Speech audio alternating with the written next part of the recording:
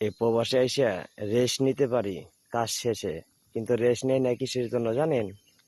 দুটা টাকা উপার্জন করার জন্য। যাতে দুইটা টাকা উপার্জন করে দেশে পাঠাইতে পারি, যাতে পরিবার ভালো মতো খাইতে পারে, ভালো মতো পড়তে পারে। সেই কারণে এত কষ্ট করে। এটি দেখতেছেন, এটি হলো বটবটি গাছ। এই যে জাংলা দিয়ে দিছি, সুন্দর মতো গাছ হয়ে যাইতেছে। ওই যে মরিচ গাছ আছে, আর ওই যে এই জায়গা লাল শাক বুনবো, ডাটা বুনবো, আরো শাক সবজি কিছু আবাদ করব। সেই কারণে ওই জায়গাটা প্রসেস করা হয়েছে।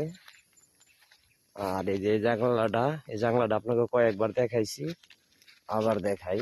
এই জায়গায় যে গাছ লাগাইছি, এই যে এটা হইতেছে শশা গাছ, ওই যে মিষ্টি কুমড়া আছে, ওই যে ধুন্দুল আছে, ঝিঙ্গে আছে, অনেক কিছু আছে।